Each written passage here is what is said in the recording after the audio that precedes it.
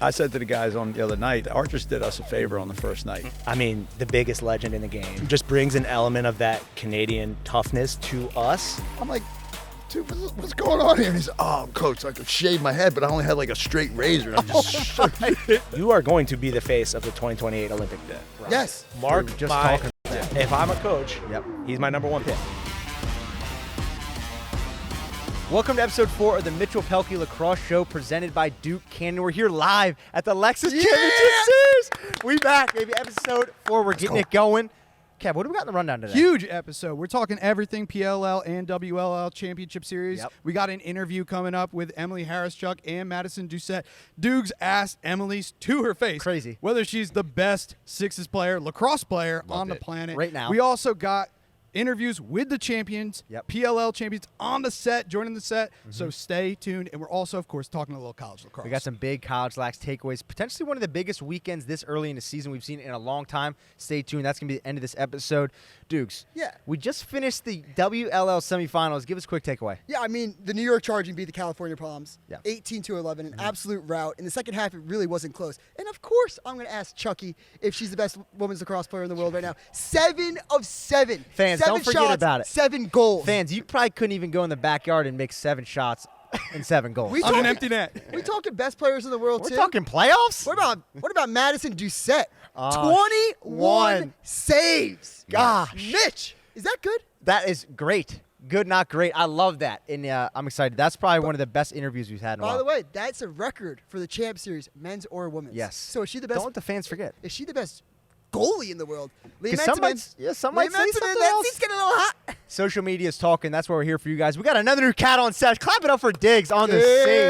Legend. Diggs, Yeah. introduce yourself for the fans out there. Good to be here, boys. My name's Mikey Diggs, but I go by Diggs Tape on the internet. I make lacrosse videos, talk about lacrosse on Twitter, and I'm here just be a lax rap with the boys. Hey, let's Have a go. good year. Let's We go. love Lax Rats. I love that. Let's yeah. start where it should start, and that's PLL right now. So we haven't seen the semifinal game tonight. It's at 6 o'clock. We're filming this about 2 o'clock, so we got a couple hours before that. So we don't know the outcome, but obviously stay tuned to the end of this episode to see what happens. Is this the farthest gap we've seen in championship series since the inception? You have to think so, right? I mean, the other day, I want a little tidbit for you. If you watched episode 1, you might have gotten the predictions. I said the Archers, I thought, were the best team in this. Now, you might be saying, Kevin McDougal, Dukes, you must have made some nice scoring on DraftKings over picking on the Archers. Nope, bet against them every single time, have not won a bet. Can we say how much coin we're down? Not that much. You know, it's so You're a hard. nice guy. Yeah, I'm a nice Played guy. yourself. Yeah. I'm down a lot, though. I'm down a Mitchell Pehlke unit. When you're talking about the biggest gap, are you talking about the gap between the Archers, who had the number 1 seed and are going straight to the championship, and everyone else? Or are you talking about everyone else in the gap between them and the Whip Snakes, who are eliminated? Yeah. I think that the tough part is we had Matt, we had 𝐓𝐇𝐄 on here. The confidence that they were roaming in this set. Big shout out to Duke Canyon too. I mean, you see the slogan, work harder, smell better. Shout out to them for this whole champ series. But what they had going, I mean, after they left the scene and after I was in the cold tub with them, I thought they were going to win the whole thing. And obviously that did not happen. They didn't win a game. They didn't win a game. 0-7 all-time at Champ Series. Yes. That's crazy. That is not good. That is I'll be very the first to unhealthy. say, hot take, not good. Yeah. We got some That's fans easy over one. there. Look at the boys. Yeah. They're cheering them on. What's going on? But that's true. Coach Staggs didn't show up, and he talked about kind of, him in sixes and all that, but it just might not be his forte. He had a tough quote. Yeah. He said that. He was like, you know what? At the end of the day, I'm not a great sixes coach. Yeah. At least he knows it. That's self-awareness. Yeah, 100%. I saw some people talking on Twitter. It might be interesting. Like, you see what the Atlas do, like how Pressler hands it off to Stephen Brooks, who's the coach. I don't know. Maybe the Whips do that moving forward. They should. I but think it's going to be a play we're going to see in the future. Staggs also, though, to an extent, it's like he's got nothing going on. He should want to be around his guys in the offseason. So even if he took a GM role or an assistant coaching role, just hand the keys away, Staggs. Yes. Put them away. Knowing Staggs, I don't see him just hopping into an assistant role on the field. It's going to be somewhere in the GM, but if that guy's out there, he's Right. coaching. Can we say something's a lock 3 years away? I just did. Yeah, I guess I that's mean, true. there's a lot of factors. We're talking life. We're He's talking so life young. here. Yeah. We're talking So life. young. There's a lot of things that can happen. This is his first year out of Someone's college. commenting right now. We got to make podcast equipment more expensive. Yeah, I know. I don't know. I think it's a good take. No, I think it's a good take too. Yeah. But You think about a big body. We're seeing what it's like. Again, I said it on the first episode. When you look at what Vrabel putting together the PLL Champ Series, everyone's always talking about box, the Canadians, do this, do that. we're getting more experience as Americans Yes. with everyone that's playing in the PLL Champ Series for LA 28 more than anybody. And we see how effective the big guys are, especially there's not going to be a 2-point line. You're going to want big guys playing for your teams. Yeah. And Bo Peterson is the best neutralizer on the field without a long pole. All right. Well, Brett, keep this clip for 2028. We'll flash back. Let's talk Season 6 of the Mitchell Pehlke Lacrosse Show. Bo Peterson. Let's talk whip stakes real quick. Not much to say. The boys have packed their bags and they're headed back home. I don't want to say it was a huge surprise because I feel like we saw it coming. Obviously, sometimes tradition repeats itself, but they're done. And Stags said it too. This might not be his forte. The whip snakes, obviously now looking back to when we started with 𝐓𝐇𝐄 and Rambo in these same seats, what are our initial thoughts? My initial thoughts is like when Staggs says I'm not a good sixes coach, I wonder if he's not a good sixes coach or he's not a good sixes GM. Half of this game is building your roster. Yeah. And theirs looked a lot different. They had a lot of guys like Palinetti. I know we were hyping them coming in, but a lot of guys that aren't on their summer team and you weren't sure what Rambo was going to look like in sixes. He had never played it. And I don't know, man. They were the only team that didn't have any converted long poles. So I don't know. You need more defensive guys. We're hyping, the Archers and their rope unit that they brought. Also Mason Woodward, who's been Killing it. Not to go back to the Sniping Archers, twos but the Whips and just grabbing didn't folks. have anyone like that. Yeah. Anish thought that Mason Woodward was Mac O'Keefe. Now for the viewer, at home, Mac That's it. O'Keefe, That's the whole is take. the best shooter in the world. Yes. Mason Woodward is a long pole. Yeah. And the kid could got that snipe it. He yeah, had 4 he got points that in shot. 1/2. Yeah. Yeah. I mean, I also want to touch on Stags really quick, and you make a good point about the GM. I actually, episode 1, said I like the construction of this roster more this year than he did year 1. I thought he was more calculated in his decisions. I think it's the strategy that he has. He's having them slow it down, run his sets. It's almost like he's trying to treat this as practice for the summer. I don't think you should slow it down and run sets as much as just letting dudes ball. Yes. Letting dudes play defense. Yep. Maybe have some press and rides. But to run sets and screaming slow it down, as soon as I heard that in game 1, I was like, I'm fading the whips the rest of the way. Yeah. I mean, it's tough to see because I think the hardest part is again, we've seen it before, and are we going to see a repeat? And I think kudos to Coach Stags for saying that firsthand. And he might not be the best coach for an atmosphere like this, but at the same time, you're here to win. And I know obviously the Whip Snakes guys are going home right now, and they're not the most excited, but this is a new format of lacrosse. It's not going anywhere. It's going to be on the biggest stage in 2028. Yeah, and I just want to touch on there were highlights for the Whip Snakes. I think Brad Smith being back, you see what he can do. That nasty spit dodge is back. He's a threat all the time. I also really thought the Take Gallagher showed out. Yep. A big body. I think he's going to earn a roster spot this summer. Yeah. And the last thing that this really stood out to me, this just proves that Long Island's better than Maryland at lacrosse. 0-7? I know it's not all Maryland dudes, but come on, Mitch. We'll see. Let's talk before we dip off to Good delineation. WL. Best moments from this past week. Obviously, we have the semifinals tonight, championship tomorrow. But what are your guys' favorite moments? Let's go down the line, starting with Dukes. The Ronan Jacoby goal on Colin Kurse last night. Yeah. Twisting those hips.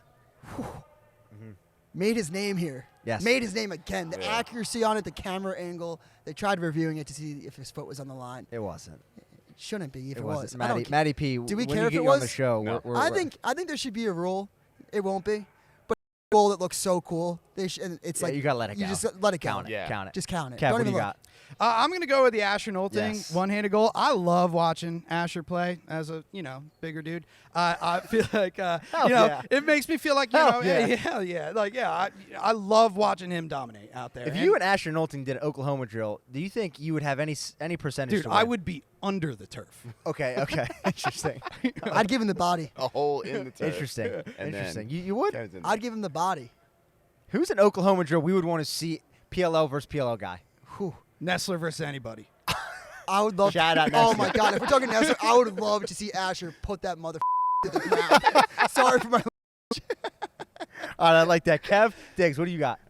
For me, it's Ryan Drenner dropping 𝐓𝐇𝐄 Yeah. and then Yo! and then dropped him and then put a spot 2 right in his eye. It was crazy. Keegan Khan's listening at home like, what he say? I mean, it happened, bro. We saw it. It was in 4K.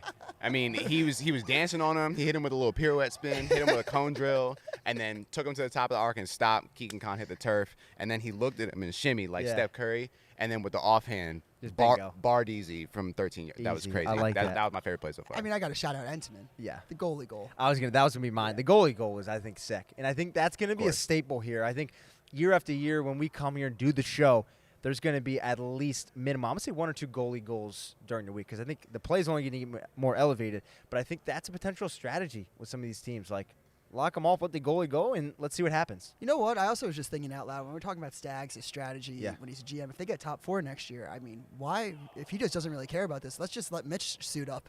I did actually just play goalie this past week for a video. Out of 10 shots, I say 5. Where'd you make them shoot from? 15? Yeah. From You know, 15. when Mitch No, is- from when Mitch 15 is- when Mitch as is hard shoot- as possible, though. When Mitch, Dude, when this Mitch guy is- when Mitch talks is the shooting, biggest trash. When Mitch is shooting, he likes to go 7 yards in. See, fun fact, actually, Dukes and I did a goalie challenge 3 years ago. Yeah. It's never seen the light of day because guess It how was many I on- scored? it was on I your- scored 10 out of 10 Oh. shots. It was on your channel. Was it on my channel? I Yeah. thought we filmed it for Crease No, Time. no, it was a I'm gonna crease send crank. this to It wasn't on the Brett, and crease this is gonna dog. be It was B-roll. it was a crease 10 crank. shots from the Pehlkenator from It was a- 12 yards. Wherever It it was is, a I need to crease see it. crank. I have to see Yeah, this. it's gonna Crease be crank. live. It's Okay. gonna be. I was live. like, I usually do Got them it. from 12. He goes, 12? That's so far. It was my first time meeting him. I was like, all right, dude. All right, make a it wish. was 11. It was 11. Make a wish. That's crazy. All right, let's finish out That's a PLL cliche. and let's talk Golden Stick. Kev, take us away. Golden Stick. Yes. Yeah. All right. So we got a pretty decent race developing that's right terrible. now. Mac is in the league. Mac Yes. O'Keefe, 16 after what he did last night, but he's tied.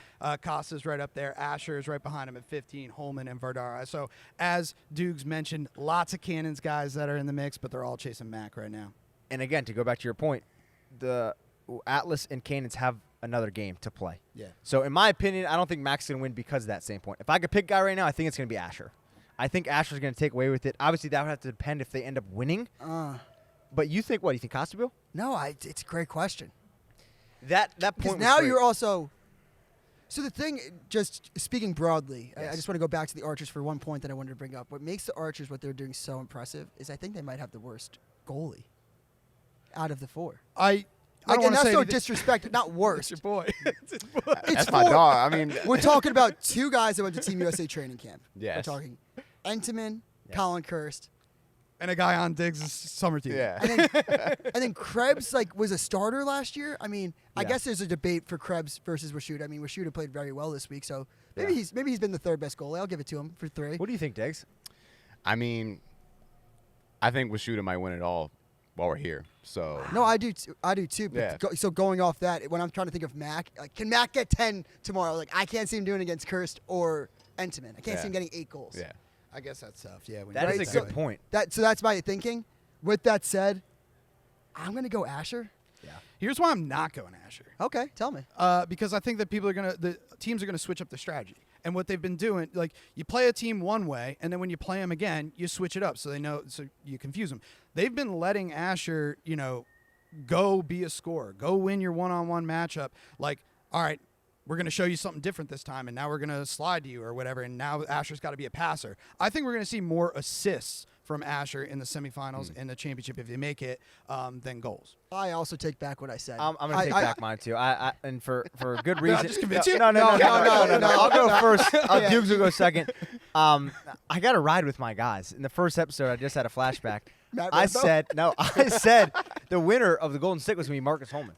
Yeah. He's 4th on this list, only 3 goals away to make this thing happen. I don't think he's out of the race at all. I got to go with my guy I picked in the beginning, Marcus. You're going to win the Golden Stick. So I'm gonna go. I'm gonna go. I'm gonna go Mac.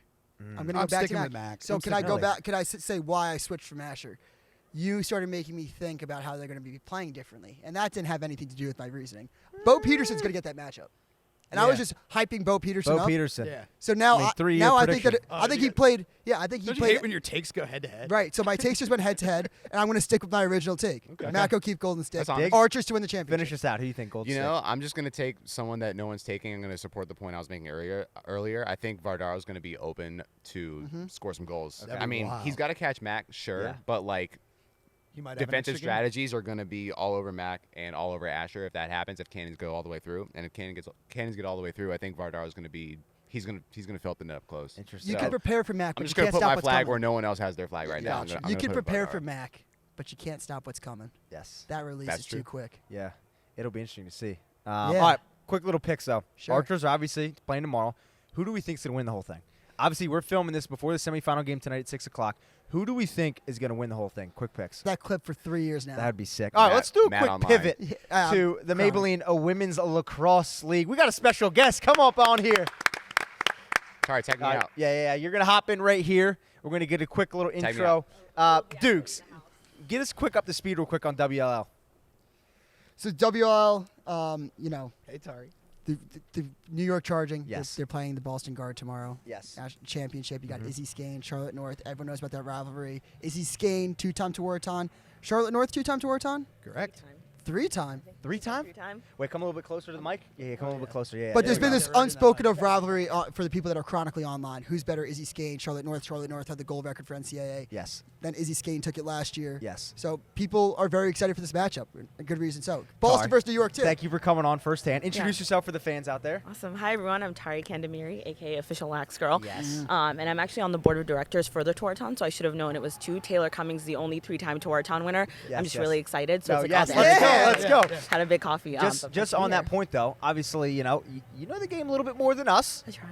So, in your opinion, we had this debate all the time. Who do you think is better player, Charlotte or Skane? That's how we do it here at Starting Mitchell off Pehlke Lacrosse Show. hard. We go at Put you the on the meat spot. right there. We're very So- hot on this show. This is remnant of like the Taylor Cummings versus Kayla Trainer Yes. that kind of went on with the Maryland versus Syracuse. I think they're both phenomenal players for different reasons. Obviously, Charlotte, I think, has just taken the game to the next level.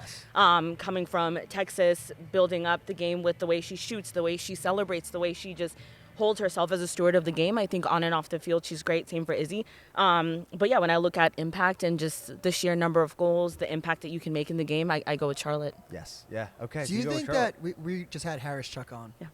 who's been my favorite player in sixes? Yes. I know sixes is way different than field. Do you think it's fair to say that Emily Hawryschuk deserves a conversation to be in the conversation for best sixes women's lacrosse player? Absolutely. I think she should be in the conversation for best player, period. That's what we said. That's what we said. Come How's on, that gonna be Chuck. safe? Chuck, Yeah. I know you're watching this interview back to see how you did and everything. She just said you're the best player ever. We need that confidence out of you. We asked her that, and she was the most humble person ever. Which, coach speak, I get it, but come on. Yeah, and I want to be completely transparent. I watched Hughes. She played with a friend that I had growing up. My Who was prom the friend? Prom date. Shout Carrie out. D. Fleece. Shout Shout out out the Carrie D. Italian. Fleece. He's trying to get her back. He was Yeah, like, come I on. got you. Shout out. Don't worry. But Emily Hawryschuk, I knew the name. I watched her for the first time all week. The first game, I was like, wow. Yeah. This Yeah. girl could crank it. Yeah. This girl brings the heat. Yes. I was like, in my opinion, she's the best player I've seen so far. Yeah. So I'm glad to see that by the end of the week, I was right. Yeah. I'm 100%. curious what you think about like how sixes maybe opens a door for a new GOAT in the women's game. Just because when I think of Charlotte, and my introduction to Charlotte was the 8-meter. You know, when it's the camera's on her, you're watching her, and then you watch her rip this shot, and then you watch her celebrate. Hell yeah, this is Kev. different. This Yeah. is way different where you're looking at the end of the game at the stat box, and you're like, oh my gosh. Yeah. Hawryschuk filled this up. And I don't know. There's just not as much time to celebrate and not as much time. It's fast moving. I'm wondering what you think. Like, does sixes kind of the format make it so that you can find a new GOAT? Yeah, absolutely. I think one of the things I've loved about the Maybelline Championship Series is that different players get a chance to shine. One of my biggest things is giving a platform to so many amazing, especially women's lacrosse players that are making an impact. And in a format like this, we've seen Abby Bosco, for example, had a number of goals. We're seeing a lot of players that typically play defense or midfield or are attackers, but maybe we weren't familiar with before, get a chance to shine. Syracuse fans will know Emily well. They'll recognize her shot. They'll know number 51. But now at an international stage, right, there are people watching internationally that get a chance to know her, learn about her, see her journey.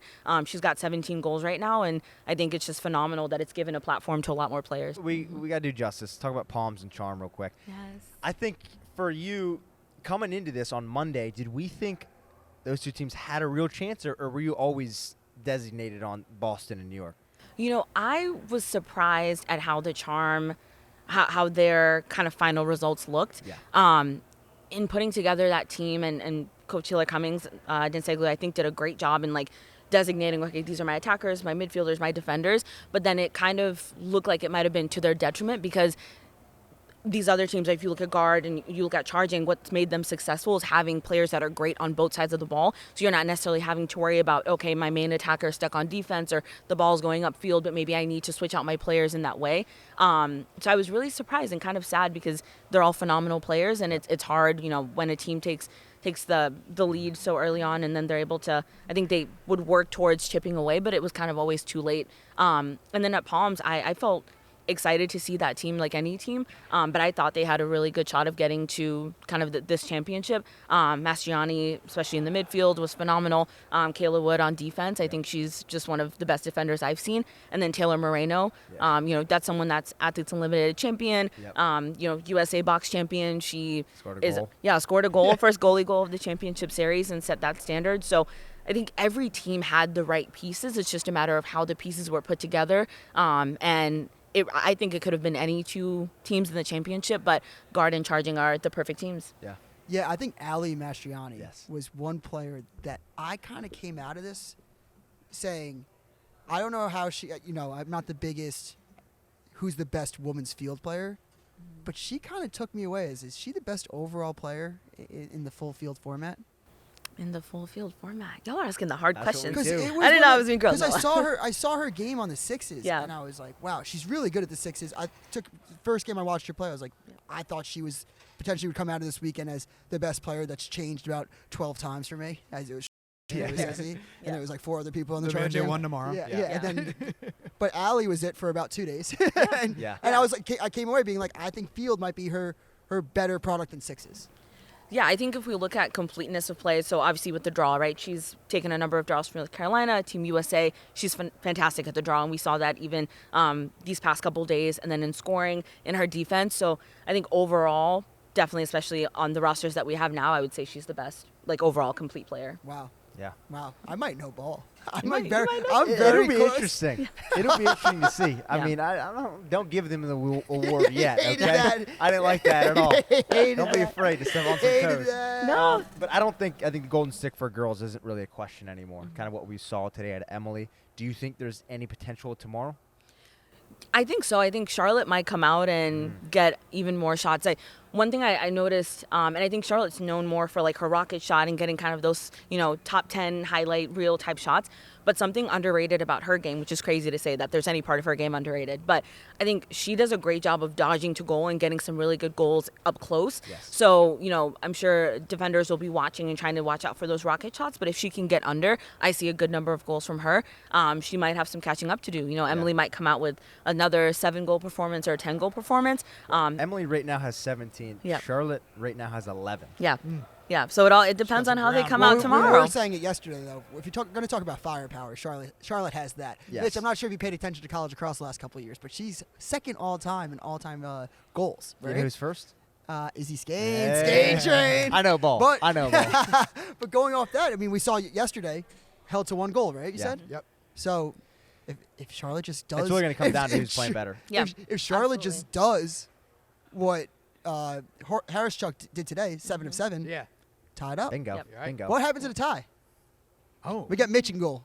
We got to get Ray Ball on the set. Mitch in goal. Mitch in goal. If you got a cup, I'm in there. That's a good question. I have no idea what happens if a tie. I was going to Not say, that small. we'll have a cry cam for you. Just whoever hurts his feelings the most. 100%. All right, I think before we segue off WLL, you said Charging is going to win. Can we get a final score prediction? Ooh. I'm feeling like a 21-19, but Okay. if it does go to overtime, maybe 23-22. Something Okay. about that together like that. feels right for me. All right. One more thing. I think Yeah. that it would be disrespectful not to touch on this while we have Tari on. I think potentially the biggest winner from this weekend got knocked out yesterday. The Charm, they needed to win by 3. They won by 2. They had possession, didn't call a timeout. It was a huge moment. I was watching live on the Pehlke cast, and Charm didn't win by 3. They threw the ball away at the end. Cindy Black has a split dodge so nice that Mitchell Pehlke would break his ankles. But on day 1, she looked elite.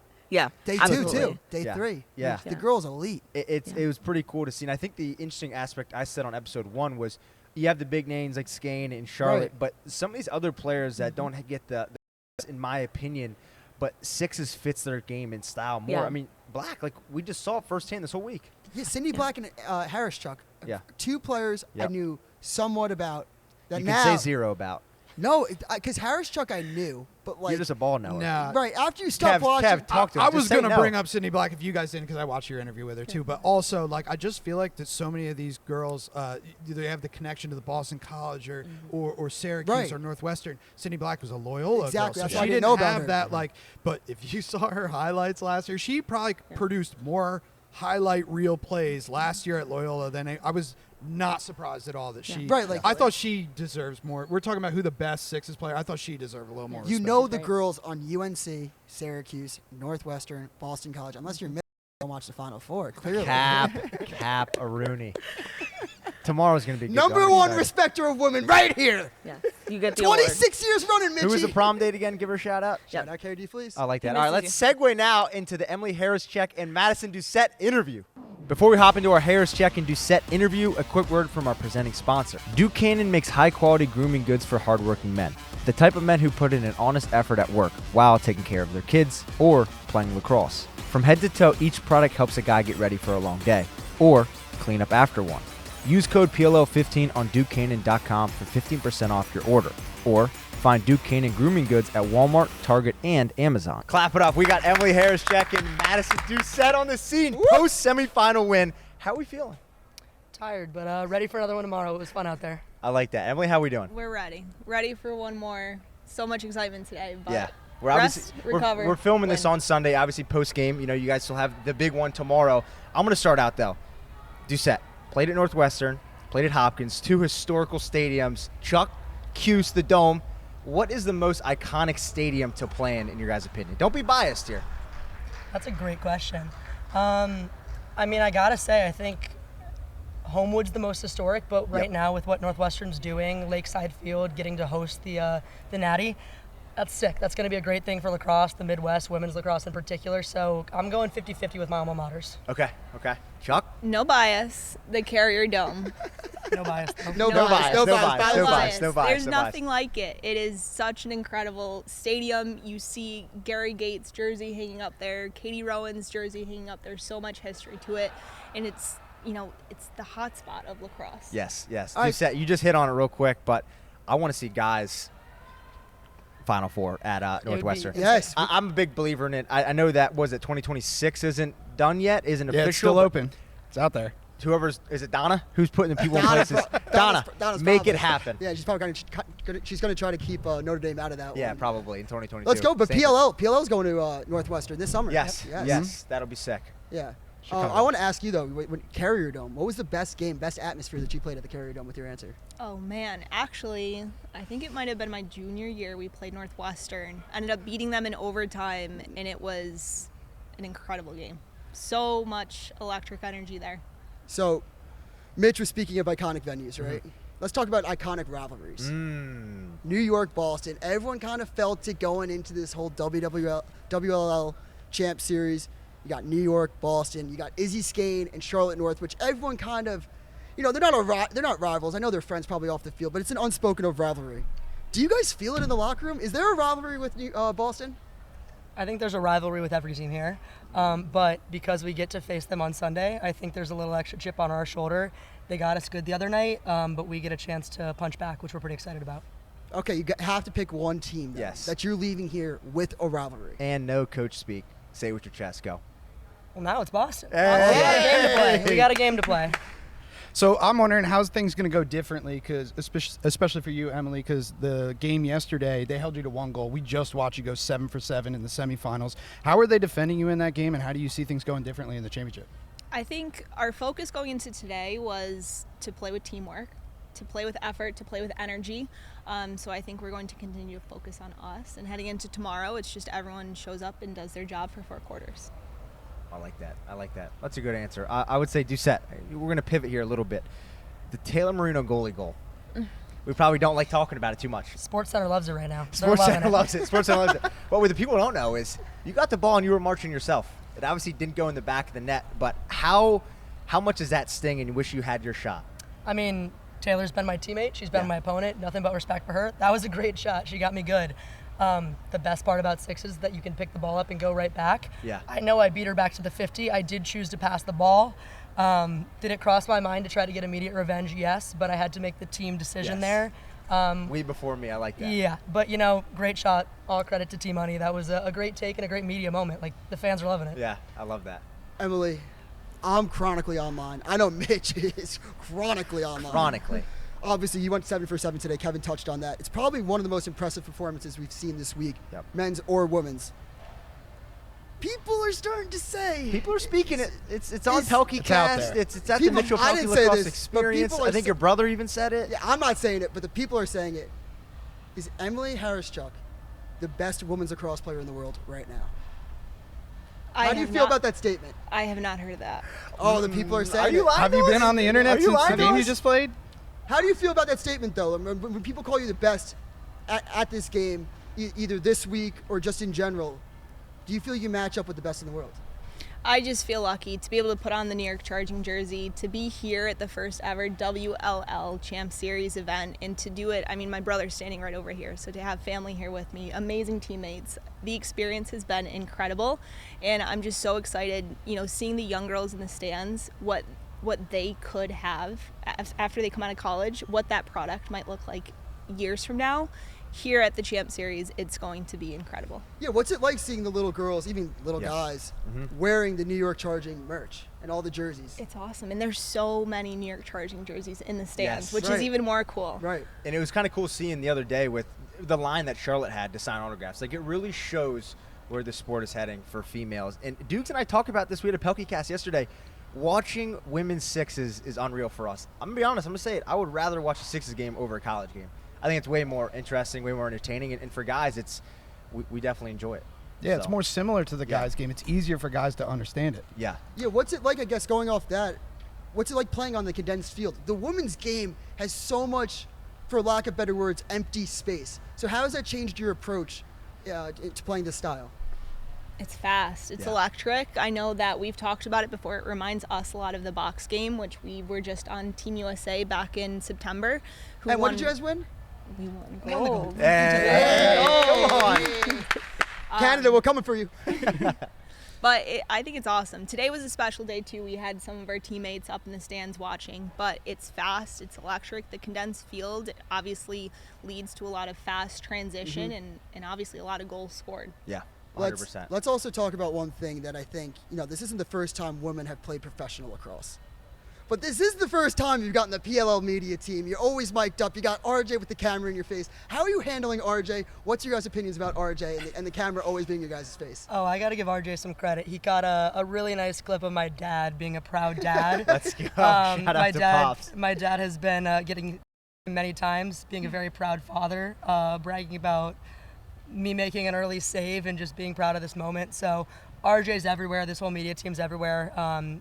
Everyone's pulled out all the stops. It's an amazing opportunity, and it makes our jobs very easy to just go out there and play lacrosse. Yeah, 100%. Chuck, to you, you tore your ACL, and so did O'Miller. And you guys are doing a little bit of training up Meg north. Carney, too? Yeah. You guys are doing a little bit of training together up in Rochester, right? Yep. I don't think the fans really know that. Walk us through how that's been to obviously train with someone like that who had the inaugural goal in the start of this whole WLL. It's been great, and Kylie is so deserving of that goal to accomplish her comeback and have that be, I thought it was awesome to see her do that. But yeah, we live pretty close to each other. I'm in Victor in upstate New York, and we get together once a week, twice a week, and we'll shoot around. But it's been awesome to dream together with her, and she's big on her dream big, and just to go out and train and have fun, and in practice we're doing behind the backs, and it feels like we're in upstate New York practicing. So it's awesome to suit up alongside her, but very, very proud of her. I love that. So we interviewed Liam Entenmann earlier in the week, right? And for the PLL, they have 8 teams. A lot of guys, I say this is a tryout for everybody. Yes. It's a tryout for the unproven guys that need a roster spot in the summer. It's a tryout, though, now for these guys, what they can showcase in the sixes format for the Olympic team. Are you guys using this as a little bit of a tryout for sixes for LA 28? You guys are both young. I mean, I don't think it's lost on any of us that that's kind of the opportunity on the horizon, but I think I can probably speak for Chuck here that our eyes are on tomorrow. We can think big, we can think long term, but really right now, I got to stop the ball tomorrow. Chuck's got to put the ball in the back of the net. It is a very short-term sight here. That's pretty easy. So you guys should win, right? That sounds simple enough.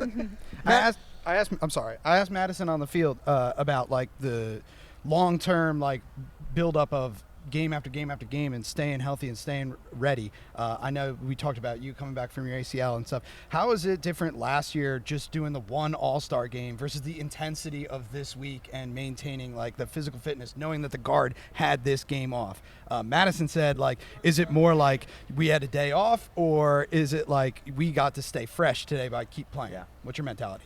Today was our bonus game. Okay. So we were excited to play it. We were excited to go The and just have mindset. another chance to play together. And I think we needed today, and to have the score that was up on the scoreboard and to have the performances that everyone on the New York Charging had. I think we're just going to ride with that momentum going into tomorrow. 100%. Yeah, let's talk about big performances really quick. Yeah. Madison, Yeah, I was gonna say it. 21 saves. Let's clap it up. That's Mitchell. Clap it up. That's insane. And not even a women's record, a PLL guys girls champ series. That's an record. all-time champ Yeah. series record. Yeah, and that was also against, on the other side of the field, is Taylor Moreno, who scored on you. Yeah. Everyone's been saying he's the best goalie in the world. Yeah. After today, though, again, not me, but the people online, because I'm chronicling Social online. media is saying it, and we're bringing it Everybody here. is saying it. You know, Literally Duquesne is saying it. Look, work harder, smell better. Is that the truth? Are you the best goalie in the world? Do you feel like that at least? I feel like with the goalie, you got to have that confidence. I'm on the best team in the world right now. Oh! And that's what matters. Okay. They're making my job easy. Right. I was pretty floored to know that was a men's and women's side record. Just knowing the caliber of talent that's played on both the women's and the men's side in this event, it's killer. It's insane. It's the goalies that I've watched. You mentioned Entenmann, like the way he's playing a VH on the pipe. I was sending it to the coach Tim McCormick at Hopkins. Like, people are innovating and doing crazy stuff. Right. So the fact that my name can even be tossed around the mix when it comes to records and just kind of setting the standard, I'm honored, and it's fun to play lacrosse. So I'm a little bit of a lax nerd with the goalie position. a little lax rat. Yeah, a little lax rat. And I asked Liam, because I'm very interested, how he changed his approach to sixes. Yeah. And he said it's a lot about taking up the cage. There's no chase out, so you just really want to make sure that they miss their angles. Mm-hmm. Have you asked any of the men's goalies that played sixes about their approach to it, or have you just kind of came in here, learned on your own? I haven't. I've watched a lot of theirs, and then I've also had the luxury. I was a member of the 2022 team that went to the World Games and played sixes. So luckily for me, this is 3 years coming. I love sixes. Honestly, all lacrosse is my favorite lacrosse, but I really just love this discipline and the speed and the pace. And as a goalie, you can't cool down. Like, you have to get shot hot, and you can stay hot. You get to see a lot of shots coming your way. So I think that's the nice thing about it. Like, you don't have to worry about anything except for just that ball coming at you. Madison, while we're on the topic of goalies, I know we also wanted to talk unsung heroes. Can you walk us through what happened in that challenge today with Molly Liberty on the iPad? Yes. Molly Liberty is saving us with the iPad. We keep joking. Her sister made the comment that she is now a professional iPad kid. Yes, That is not the yes, case. yes. Molly Liberty is a professional lacrosse goalie, and she's a very, very good one. Teammate of the year. But she has come in clutch with 2 really big calls, and she's a goalie, right? She has the eyes. She knows when it might be hitting someone's shin. She called it. She can back it up on the iPad. She's seeing things, and she's making us better, even from outside the lines. Coach Tillman calling. Yeah, I know. I was about to say that. So we're We big. talked about We're it. big. We don't even call it iPads anymore. We call it the Tillman pad. The Tillman pad. Tillman That's pad. awesome. And what Tillman does pad. John Tillman do every year? Makes it to a Final Four, makes Yeah. it to a championship. Now we're seeing another team Yep. that has implemented the iPad in a championship game, Mitch. The tradition is Ohio coming State to the, should try this. Yes, we should actually try this, but the tradition is coming obviously to the female side, and it's exciting to see. Let's do a little bit of a preview. Later in this episode, we're going to be talking to the winners of WLL and PLL on Monday, tomorrow. But for you guys going into the championship game, obviously first ever, what are the initial thoughts? I think it's a big game, Yeah, obviously. I'll say that too, by the way. I want to be on the record. Yeah. Tomorrow's a big game. That's a hot It's a take. big Big game. day. I'm a hot takes guy. But I know as far as New York Charging goes, we're focusing on ourselves, and we're going to take care of our bodies tonight. We know that the other team, yes, does have a rest day, but we showed up today after playing yesterday too. So we'll focus on ourselves, playing for each other. I think the locker room that we have as a New York Charging is incredible, and it was very quick to see that early on in the week. The rivalries between Northwestern and Syracuse that are on this roster, all of that was away very quick. So we're going to go out, just have some fun, be present, and play for each other. Yeah, I love that. Madison, this question is not really for you, but it can be. All right, let's go. So, And I got something to back this up too. right. I'll ask you first. Who do you think your PLL pro comp is? Which PLL player do you think you model your game the most after? I don't think I'm going to have a good answer here, to be honest I with you. think goalies was hard. Goalies are challenging because everybody's so unique, and those guys have some stature advantages that I don't exactly get to snag. I would love to be 6'2" and crouching down to get below the crossbar. That's not the reality. Right. I mean, I'll say, like, obviously with the Atlas and you see Entenmann, he's setting the tone. His diving saves and whatnot have been electric. So if I could emulate, that would be it. I'm not going to say I'm going to claim his stylistic or just general prowess. But, I mean, there's so many great goalies here. There's so many great players. Like, if I could take a piece from anybody's game, I'd be snagging it. Emily, same question. Who do you think in the PLL you most resemble? And then I'll give you my answer for when I first saw you play, I was like, that's it. Well, not current player. Okay, that's a great. Yeah. However, a little story. Last year, I had met Paul one other time. Yeah. Talked to him after the game and might have told him that I had all of his magazines up on my wall. Wow. That's the story. But I love was a that. huge Paul Rabel fan growing up. Wow. And just seeing his work ethic out there, it was always Wow, fun. that's Nines. awesome. I can see What it. up, Nines? I can see Yeah, it. I like that. And So- who were you gonna say? Mine's Mac O'Keefe. When I saw you shoot the ball in the Yes. first game on the inaugural night, I was like, wow, who is this chick? She can absolutely rip it. Mac O'Keefe. Also, you guys both have a hitch that I think is unstoppable in both fields. Mac O'Keefe was the first person I thought of when I saw you both shoot the ball. I love that. Yeah, I mean, last night we saw Mac O'Keefe go 8 goals. You got 7. I mean, You I need guess one that more just means you tomorrow. got to get 8 in the Yeah, yeah, championship, yeah. right? 100%. And to kind of go back, Chuck, you just said that the Northwestern Q's kind of rivalry in college died down as you guys are on the same team. Doucette in cage. Are we throwing any chirps out there? I mean, what are we giving? What are we giving the girls as they're coming down the field? No, Chuck's laughing. I feel like you might be saying something. No, Chuck's laughing because there was just a little moment coming out of media where one of the Palms had heard that I had chirped. I don't know if media provoked that question, but that's not me. That's not my game. What did they say? They thought I chirped someone for their quality of shot. And Did you? Not at all. Not at all.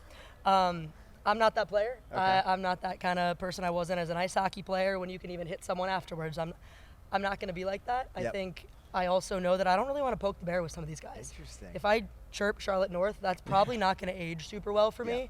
I don't want to anger any of those offensive weapons, so I get in there. I do my job, attention to detail on the small parts, but I'm not slinging words. That's an after the game situation. Yeah. I think there's so many talented women here playing that I think I didn't know about, honestly. I follow the men's game a little bit more. So besides your team, who do you think is the most underappreciated person here? Player, different team. Give us a team. Give us a person not on your team. Has to be. I think in our team room, we've been talking a lot about Madison Ahern. She's finding the back of the net. She's dynamic. I truly think sixes is her discipline. I've had the privilege to play with her on the national team level, and she has only gotten better throughout her career and finding her stride, and she's doing great things. Obviously, she's on the scout for tomorrow, so I would toss Ahern's name in the mix for sure. Absolutely. When you say sixes is her discipline, what exactly makes a good sixes player in your mind? I think it depends on position, it depends on the team, but for her in particular, she gets up and down the field really well, and we were kind of talking about it with some of the Palm girls after the game. You don't really get beaten sixes, you beat yourself.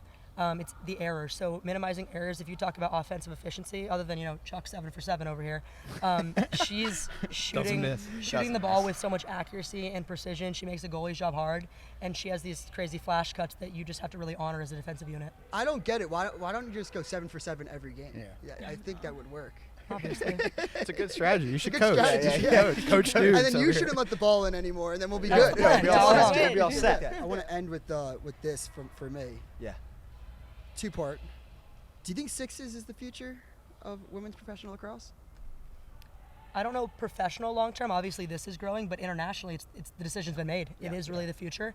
So I think everyone's buying in. They're doubling down, and I think it's going to decrease the parity from country to country. And a lot of countries can put together really strong 12-man teams, 12 women 100%, teams, which is super cool to see. And we want to see lacrosse go around the world. So if it needs to be echoed or displayed really on the women's professional scale in the U.S. to then transition over for the world, cool. We're down for it. Yeah. Where do you see professional lacrosse in 5 years for you guys? I would love to see a young girl in the stand say that she wants to be a women's professional lacrosse player. So if 5 years from now a girl can do just that and have that be her full-time job, I think that would be amazing. But at the same time, I also think it's very important to remember what came before, whether it was the 100%. current players now or even going back to the historical roots, growing up in upstate New Right. York, going to Syracuse.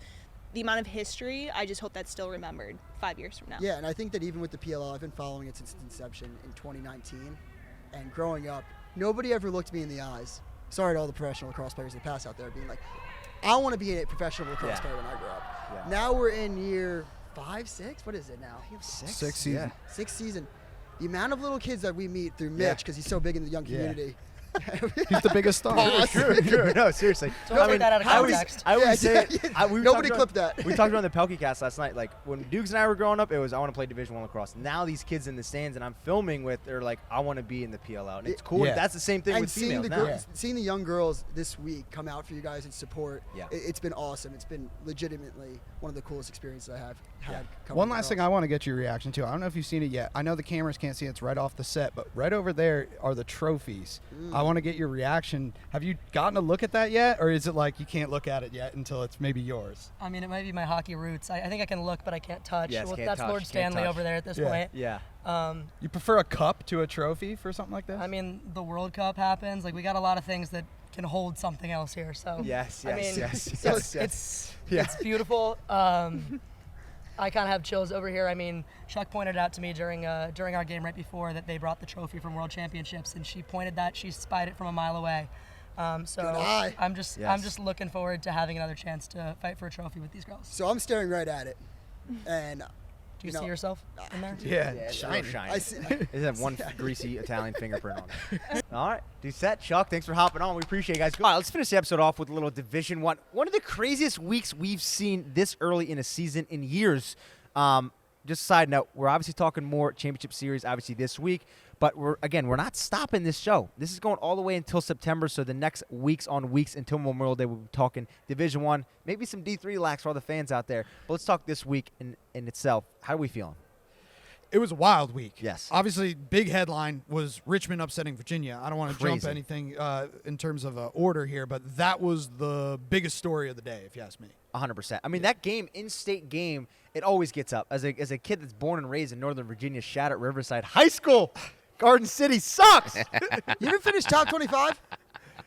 I have 3 state championship rings. That's all I'm going to say. But no, how they many get up. They get up for that. They do get up for that. Yeah. And as a guy, just from an in-state guy, I knew that was going to be a tough game. But, that's what they do. And I think that's a game that, again, biggest upset of this week of the season so far. Yeah, and we've seen it before in 2022. Richmond beat Virginia, but this is the first time in program history that Richmond went to Charlottesville and won. And I just think that you're going to see probably a lot of upsets this year just because I think there's teams like Virginia that are just retooling, rebuilding. And they're young. Yeah. Yeah, Lucas Littlejohn led the way, 4 goals, 1 assist. He was the kind of the catalyst, I thought, for the Spiders. I really want to talk about Morrison Cage. They tried the 10-man ride out there, and he looked like a lost puppy. Didn't look healthy. In what way? Like his knee, or just didn't look or just healthy. like can't run? Just anything. It just really didn't look healthy. Didn't look healthy. Just generally speaking. Yeah, Just generally speaking. Nothing looked healthy in that game if you're wearing orange and blue. Ben Weyer had 2 goals though. I think he's the best long pole in the country. That's He's the him. only. Yeah, that's easy. That's the That's only easy. positive. Yeah. That's the only positive takeaway. Run about away. the- Yeah, but it's a 100%. problem if your best offensive weapon is a long pole. I would say tough. so. That's I a would tough say look. so. Good job, Coach Yeah. Kev. I Yeah. like that. But let's hop north to Ridley Field. Yeah. Loyola. I mean, Those poor Greyhounds. it potentially one of the hardest Depends how you places to look at it. play, in my opinion. Stout obviously transferred, but that game, I mean, did we think Loyola was actually going to win that game, or was they Yes. just always going to keep it Yes, close? it's the biggest. It's the down spot game for Johns Hopkins. It I is. thought Loyola was going to win this. You have Loyola who came back overtime, diminished against Maryland, lose that one, a heartbreaker. Tough Yeah. to get back up off the mat after that one. Yes. But you have a team like Johns Hopkins coming in, 3 top 20 wins, going up to Loyola, not ranked, don't really care. Oh, Loyola's 0-2. This was the spot. This is the spot for the Greyhounds to get the Yeah. win. Russell Menendez, game winner. So sick. Hit him with the 2-spall. Hey, Russ. I don't know if you can ever hit someone with the 2-spall. We talked about this on 𝐓𝐇𝐄 Cast last night, and I'm gonna curious to hear your guys' opinion. Any top recruit that goes and plays Big Ten ball immediately loses their swag. We were watching the Maryland game. Those kids have no swag. No swag. Russell Melendez is potentially the only kid in Big Ten to have swag. Do you guys think that's true? I was actually thinking about this in a weird roundabout. It's just so funny that you say that. I do think that something about the ACC Yeah, is it's like way more it swaggy. just like invites a bit of the I swagger mean, watching from high Spleen, school. all those guys with the different dyed heads, the mullets, and the swag. Like Trey Deer was rocking love that. high top Jordan 11 Dude, cleats yesterday. Yeah. So sick. Yeah. You're 100% right. And going back to the swag, it's Johns Hopkins before Big Ten You walked in as a top recruit. It's just Yes. like you looked cool. Yes. They joined the Big Ten. It was like, ugh. Swag. You hear a kid from like Loyola Blakefield kid commits to Maryland. Like, oh, that kid's got so much drip. He'll be fun. And it's not even bad. It's just like Not this as is cool. you can already tell exactly what they're gonna look like. Yeah. Like Yeah. their jersey, the way they wear the elbow pads, their high socks, like that is the way. And again, it's the what do we call it Did you earlier? say high The socks? the Tillman pad. Tillman pad. They Tillman iPad? pad. Yeah, the tail That's pad. what they do. Tail Tillman pad. Tilly. Do you want to talk on Harvard though? That's kind of been your squad recently. Harvard Providence. This is a Dukes game of the week. Yeah, exactly. Number 17 Harvard beats number 20 Providence 12-10. Providence was hanging tough the entire time. They kind of had a chance to win it towards the end, but Sam King was really the answer that Providence couldn't been have your an boy. answer That's for. been Yeah, your Sam talking King, point. I think one of the most underrated players in the country. Top Ivy guy, had 6 points yesterday. What else you got, Cal? Baller. We had the Providence Hive out after us last week. I'm just glad that will be quiet this week. Yes. And I think, to kind of mention the Syracuse and Maryland game, the one, we did a Pehlke cast on. I mentioned it on stream. Everyone at TLN picked Syracuse. We sure did. Easy winner. easy winner. Anything you guys want to say about that? Because we were clowning on you guys a little bit. We were like, oh, the cats at TLN think they know ball. Not today. If there's one team that we will make sure to never pick a sweep against again, is Maryland. Yes. I woke up As a guy that played against I'm a them- Hopkins fan, so I make no promises. Yeah. I might pick against y'all just for spite. I might just do that. I'm sorry. So, yeah, I woke up yesterday. I was like, let me go check the board. Go open the DraftKings app. I looked down, like, oh, Maryland plus 3.5 against Syracuse. That's interesting. Then I open up Instagram, and I see the TLN boys. Syracuse. 5 Syracuse logos. And I close my They're ranked number laptop, 2. and I go, I'm taking the Terps. Give me Tillman with the points every single time. Every time. With 3 points, I mean, I probably would have taken that 3 too. points, us too, absolutely. Yeah. For the record, we picked just straight up, and yeah, Syracuse has been hot. Yeah. And now I want to get on my high stool here as a 5'9" Italian, my high stool. Denver only beating Utah 10-8. Can we give some love to the Buckeyes here in this situation? I think Utah's a real threat. Oh, for sure. I think Utah's a real threat. Okay. But Yeah, we're And not- I that's where want was gonna Dukes. go I with want it. Dukes to take it That's back where I was right gonna now. go with it. I think Utah's going to be good this year. Yeah, but I'm reeling it back. Yeah, you gotta keep reel it Nick back. Myers forever. He's the answer. Keep Nick Myers. Hey, but all the shame. He'll Oh, never win the Big Ten. There's two ways to look at that. What do should you we got? give them credit, or should we say Ohio State gave up twice as many goals? That is true. I will. Fact. Good take. I will say this: you're not completely wrong. You have to shout out Denver goalie Grayson Manning. Yeah. 16 saves, 76 percentage. That's Gross. unreal. Gross. So maybe they would have let in the same amount of goals as That's true. Ohio State if they didn't have a. So type of- Utah's We'll keep good. this going. Obviously, we're doing the show from February to September. That's what you guys wanted. That's what we all wanted. So a lot more Division I ball to be talked. The Princeton game. We were watching this live too. Yeah, There's so much I got- bangers this past weekend. I had a. Somebody came in, told me, hey, the goalies aren't seeing the ball well. Yeah. Indoors. The game got moved indoors. I slammed the over. 1 goal in the third quarter. Absolutely screwed me. I had 50 people riding with me on that. Chronic on Princeton. Yeah. 21 saves, 68% percentage. Crazy. He had an Gross. unreal day. Crazy. Duke yeah. over St. Joe's 11-9. And let's talk about the biggest surprise, potentially of the whole weekend. Diggs, you want to take us through the Yale game? The Yale game. Nova beat Yale 13-11. Oh. Yeah. I was gonna I say didn't there really was- get to watch that Yeah, one. there was a lot going on. I was one where I saw the final score and I was like, how did that happen? I don't Yeah, know. that's one of those. I think I was the highest on Yale as an Ivy League. I thought they were going to win it. That doesn't secure my statement. But it's just interesting. Anything can happen in February. I always say Yeah. it, and I think it's so true. Anything can happen in February. And look at that. And look at this whole past weekend. It's crazy. Yeah. Nova's liable for early season upsets. 100%. They're one of those Yeah, teams. I 100%. always pick them for one. So if that was on yeah. Pick'em, I might have just Yeah, picked Villanova and be yeah. like, Ivy start late. Might Yes, take Villanova yes. on that one. Yeah. Two games we should hit on quickly. Yes. Number 15 Georgetown beat number 13 Penn 8-6. Very underwhelming game. Yes. You could have turned that. You could. Yeah. There's literally nothing to say about that. Yeah. Only bright spot I think is Ty Banks is really good for Georgetown. One of the best. 100%. Yeah. And I do think we should talk about number 8 Duke beating St. Joe's 11-9. St. Joe's is a frisky team. They were 8.5-point dogs in this one. Andrew McAdory shined, Maliver shined, but these St. Joe's kids chirp against top end talent like nobody else. Philly scum. I know my Crease Dive co-host Insane. Jordy says he goes to those fall scrimmages in Philly. Yeah. And he hears the St. Joe's kids chirping like Virginia all these top schools, and they just are barking. In the first quarter, they always come out, and then by the third quarter, it's a dog Yeah, wash. it's quiet. Yeah. It's quiet. I'll tell you what, Still my funny. rooting interest in that was because I saw St. Joe's was kind of up on them early, and They were. Yeah, and St. Joe's had lost to Sacred Heart, and then if Duke could somehow like beat Notre Dame somewhere around the way, I would say Sacred Heart is better than Notre Dame by the transitive property. Right. Yep, But exactly. unfortunately, we lose that with Duke coming back and winning it, but it's all good. I like that. Well, I think the best place to end this beautiful episode is the Buckeyes. The Buckeyes over Air Force. Dudes, you want to take this one and finish off the episode? I mean, that was properly. That was properly. that was my surprise of the week. I cannot believe. Let's step it up for the Ohio State Buckeyes. I mean, you have got to take a win when you get one nowadays. It's been, oh my God, it's been a tough stretch. That's But crazy. I just want to shout out to the boys in Columbus. Yes.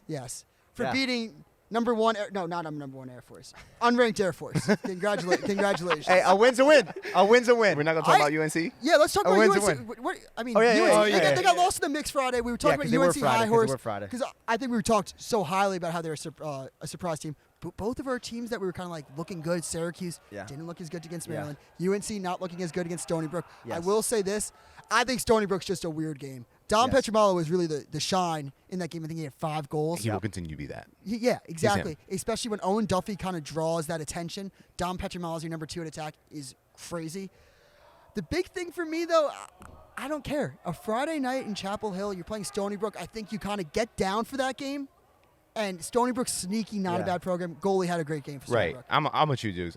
People are saying like, oh, they only beat Stony Brook by 2. It's like, well, Duke only beat St. Joe's by 2. It's I tough don't to know. get up. You know, I mean, like I don't, it's February. Guys, they're We're okay. They are college students. They're going to have down games. If the boys at Chapel Hill are getting up for Stony Brook like it's Duke, we got a problem. Yeah. They're not getting up. Like, we got to be realistic with expectations. Yeah. Okay. I don't know. I'm looking at the ACC That's as a whole. locker room talk. I'm looking at the ACC as a whole after this week, and I'm like, maybe Notre Dame and then everybody else. Man, Virginia didn't look good at all. That's what I'm saying Duke about struggled. Big Ten. UNC struggled. Syracuse lost. So that's the thing about Notre Dame, though, that I just people are saying they played Cleveland State and Marquette. It's just the way that they look, how clean, top to bottom. Yeah, but They will be good.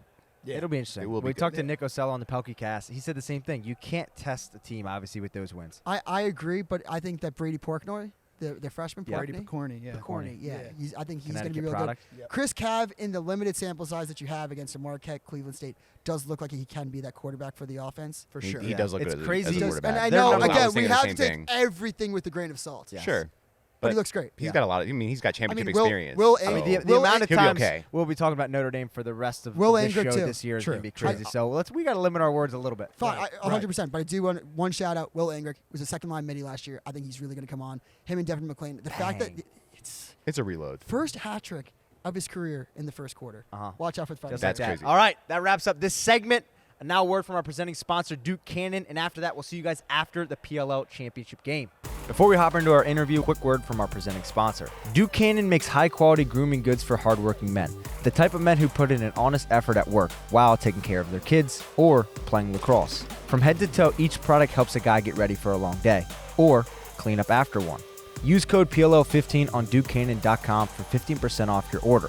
Or find Duke Cannon grooming goods at Walmart, Target, and Amazon. We're live at the Lexus Championship Series. Post-championship, we got a lot to dive into. We're going to have Marcus and Mr. Holman on, the Holman crew. But we got a lot to talk about today. How are we feeling post-championship? It feels good. That was a lot of lacrosse. Yes. And, it feels good that we're all wrapped up here and we got 2 new champions. Yeah, I think first things first, stay tuned for the end, for the interview. This is probably the most packed episode we've ever done on the Mitchell Pehlke Lacrosse Show. Dukes, how you feeling post-championship? 2 champions Yes. today. Yes. One city. Boston's back, baby. Boston's City of back. champs. You know, my city, born and raised, is D.C., and I could never say that. And you're a Boston guy through and through, right? Yep. Loyalty. Loyalty. Respect. Loyalty, respect. The Guard, the Cannons won it. Initial thoughts, Kev, as we sit here. We have the field, the stadium. They're already starting to unpack. People are going home, but we're not us. We're just diving in. No, I love that we're the last ones here. First ones here, last ones to leave. Sweep the shed. Yeah, no, my initial thoughts is like Boston is the city of champions, and particularly the Cannons, back-to-back champs. They clearly know how to play sixes best. Yes, 100%. I mean, the game that we saw today, I don't think there was any doubt. You know, coming into the game, some people could say, you were going Archers, right? I was Archers coming in, and then yesterday, or when we did our pre-tape for this episode, I did switch to Cannons only to counter Dukes. Yeah, so you were Archers. I was Archers. I woke up to this morning, and I was like, you know what? After last night's game, the Cannons seemed to have figured it out. It seemed like earlier in the week they were figuring it out. I thought the Archers were levels above everybody else. I was on the record with that. But what Coach Holman was able to do adjustments-wise in this game, and the energy, that comeback. Like I think we should talk about that semifinals really quick. That comeback was insane. I think that was the key turning point. Like, after that game, you're like, come on. Right. The story's on the wall. Like, this is going to happen. I was also disrespectful to the Atlas. The game that they played was unbelievable, but the comeback was epic. And hand up, I left. Yeah. I left. They were down 3 minutes ago. I had Cannons minus 2.5. I had the over, and I was like, you know what, both are dead. Let me go beat traffic. I hear one pop. I'm like, oh, cool. Oh, they're gonna 2-pointer maybe to make it like interesting. And then you heard that Trainer tool, not the Dr. Trainer. Vidaro. Vidaro was with the Trainer had the first one. Vidaro had the second. Yeah, and you just heard the building pop. I thought the roof was gonna blow off. Shame on you. You can't leave early. You can't never, leave early. especially in sixes, too, with the 2-point bangs. And, I mean, but who would have thought, though, on Entenmann? I feel like that would have been the last person I thought. I felt so bad for him, you too. see, after the first one, the Trainer one, he pulled up from, like, the logo. Yes. High bouncer. Great and shot. Entenmann was just like, what just happened? And let's not forget, the same thing happened in the summer.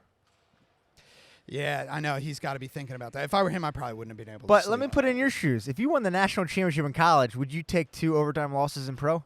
I mean, 100%. Your rookie year? 100%. Your yes. rookie, 100%. 100%. Also, let's just be real. This is like the what is it? The arc. Like, he's gonna have now.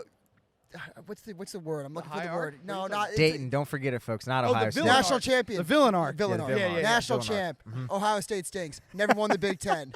Lost to Maryland. Colin 𝐓𝐇𝐄 You can't talk playing club lacrosse, Division II club lacrosse. Well, there's 2 goalies that are Whoa, going to make. I'm sure there's a lot of club lacrosse players out there. By the way, your lives matter. We respect you. Mitch clearly I do, does too. it. I make a lot of MCLA content. There's 2 goalies that are going to make the Team USA roster for sixes in 2028. Do you remember who Liam Entenmann said the other one who was there at training camp? Colin Kirsten. Let's That's talk right. about that really Yes. quick. Colin Kirsten. The Kirsty eyes. I love Kirst. Kirsty eyes are. You see him throughout the summer. You saw him last year at sixes. Let's be honest though.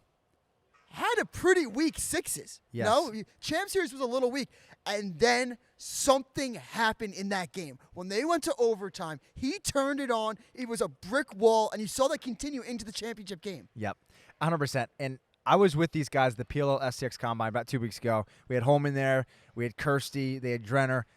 I was asked the guys, like, hey, what do you feel when we going back to back? In their eyes, they were like, we're doing it. They're locked in. I mean, I could just see it then, and that's why I said it in the first episode. I think Boston's going to win. They won it. And then, truthfully, I thought Marcus was going to get golden stick. Didn't happen. Came to be Asher. What does he have, 22, 23? Matt Campbell Matt Campbell. Yeah. What did he end up with, 22? 23 scoring 23. points. Asher was second with 21. Yeah, Wow. there was just so much that happened in this championship game. It was. We could be honest. It wasn't the most exciting. Last night was more exciting. Yes. But you just saw what the Cannons were able to do. They lost 29-21 the first time that they played. Yeah. The Archers' offensive midfielders that they have were really able to explode. We've talked at length about the other Bo Pedersen. It was Connor Maher. Yep. Piper Bond. What they were able Are to we do to still- neutralize offenses. Are we still on Pedersen? Are we going to take that back, or are we still on that? Are we serious? Yeah, of course. He had 4 points today. No, I love the call. I don't know if we can Lock him in. What do you think there, Kev? We said before, I don't know if you can lock people in for 2028 this Dan point. Arestia. But Dan Arestia is Danny very Arestia lucky. did say it, friend of the program. We might need to get him on soon, but he said the same thing. He said you can lock him in for 28. I mean, all those guys looked good until today, Yeah. until the championship game. So I'm not going to base it. I'm not going to throw them off the team after one game. But again, they got 3 years to make that team. I mean, I don't know what we're talking about here. I mean, he's obviously legit. He's crazy good at defense. He's a short stick D midi. Yep. He's a guy that got recruited to play attack, and he had 4 points today. And that's not that was the most points they had on the Archers. The reason they lost is because of their offense. Yeah, 100%. And talk about that too. Yeah. Like the scoring came from the defense on the Archers. Right, that's what I'm saying. So we're looking at a guy that can do it 2 ways. But let's talk about the offensive players. Every single offensive weapon the Archers had was neutralized. You saw Matt O'Keefe out there, in my opinion, the best shooter in the world. He was getting frustrated. Clearly frustrated. Dukes and I were on the sideline watching. There was a lot of chippiness. There was a lot of chirps. There You was a probably saw it mic'd too. up moment that played during the broadcast where Chris Aslani was in his ear, and Matt O'Keefe was just like, all right. Like, you could just tell it in his voice. He's like, yeah, you're beating us. Yeah.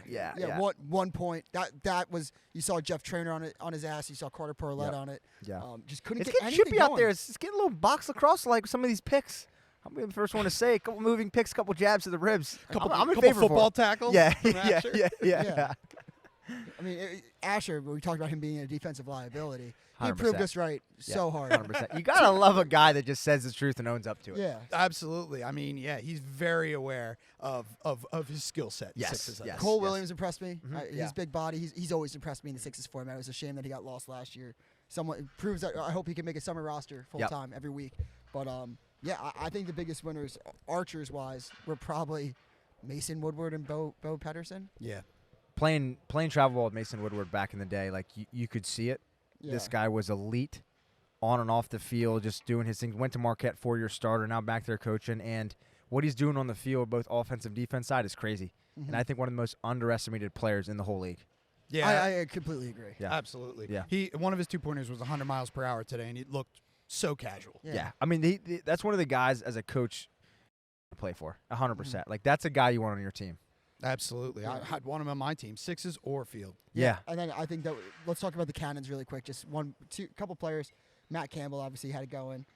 I mean, everyone on the Cannons had it going today. All the players that you suspect. Vidaro, Holman, Knowlton, Campbell.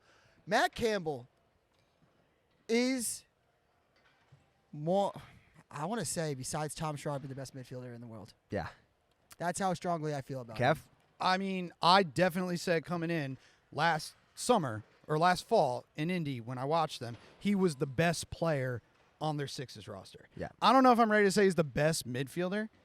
He's still got a little ways to go, I think. There's some older dudes like Schreiber and I don't know, maybe Courier would have something to say about that. Yeah. But when it comes to Sixes and it comes to particularly Americans who are going to be playing Sixes, he's my number one pick if I'm starting that roster. Interesting. So if you're booking the LA roster today, your number one pick Would be Matt Campbell. Interesting. My number 2 would be playing too as well. I'm Bo Pedersen. Okay. Bo Pedersen and Matt Campbell would be my 1-2 right now. That Interesting. I would lock I in. think my pick is Asher Knowlton with the elevator pitch. Killed that. You know, if that guy's interviewing for a job, I think he kills it. He did. And one other thing I will say that Matt Campbell really, really impressed me this week was he was soaking shots. Like, Yes. with his head, Yes. with his chest, he was just standing in front of the net, Such a taking big them. body And athlete. I just didn't really know. I wasn't as familiar with this game in that perspective. I knew he had the offensive firepower. I didn't know that he was just an absolute dog on defense. Yeah, 100%. You know, it's going to be interesting to see. I mean, I know we've said about this tons of times on the show, but this is a tryout for 28. You know, we talked to the girls, talked to the guys. Like, it 100% is that. And, you know, Andy Shea's, you know, he's got the Bulldogs up north, but he's watching these games close to really start to form what this roster is going to look like. Yeah, I wonder if Coach Holman has something to say. Like, I know Andy Shea's a coach, but, man, Coach Holman, he coaches a good Sixes team, doesn't he? As an American, I'm like, hey, any way we can get him on the staff? Yeah, or at 100%. least as an advisor or something? I completely agree. I mean, at least in the construction of the roster. Yeah. Maybe you can be a GM. Yeah, Right, GM. and just the adjustments that he was able to have. You just want maybe we could get like one of those like Mike Vrabel on the Cleveland Browns role. Yes, Was yes, it like a an guest role, analyst? like a guest an role. offensive analyst. Yeah. Yes. You mentioned, what was the score the first time? 29-21. Yeah, and just like last year where they got smoked by the Water Dogs, they were able to make the adjustments and they win in the championship. And you know what? It's you said it the other day. I kind of thought that the Archers just figured out the roster construction to neutralize these high powering offenses. Yeah. End of the day, Holman just is able to adjust, and it's one of the most impressive things I think about his coaching style. He was able to turn this culture around so fast, and he was able to win back-to-back champ series in his first 2 appearances. Yeah, it's you crazy. guys gotta find out like what was said in the locker room after the game in the semifinals. Because the way they came out and hit the I mean, field there was no question It's before the completely game different. started. Exactly. I want to go back really quick when you asked me. When I woke up this morning, I was like, is it the Cannons? You know, it kind of feels like Team of Destiny at this point. But then I was like, nah. The Archers had a day of rest. Yeah. That was an emotional win last night. How do you get back? Yeah. How do you come back from that emotional win? How do you ground yourself? That, again, is on great coaching, veteran leadership. Yes. The fact that, like, you have Marcus Holman out there, who's the second coach on the field. You have Yes. your dad, Mr. Who Holman. is the coach. Yeah, who is I the think coach. another aspect, too, I want to hit on, we've been talking a lot of dynasty talk. on YouTube been going at it a little bit. Obviously, the dynasty talk is faded. Archer's lost, so there's not really much of a conversation there. Are we seeing a little bit of a rise dynasty of the Cannons? I feel they like can do something they're in the the summer. Sixers dynasty. Yeah, They're the you can't Sixers call it a dynasty. dynasty. Yeah. They got to get. They got to do something in the summer. You got to get. And here's. I think anytime you talk dynasty, you got to get 2 on the field. 2 on the summer circuit. Okay, interesting. Yeah. 2 on the summer circuit. Yeah. Maybe. I think that's fair. How about this? 1 this summer, and then And we one, start talking. and then 1 next February. 3 and 1. You Yeah. get a 3-peat at Champ Series. You get 1. I'd be And okay with there's that. rumors. I'd be. I still think we can flirt the rumors if they win this summer. It's 2 and 1. It's a conversation, and it's funny because I was just 4 teams can only play a Champ Series, so I think you have to keep that in mind.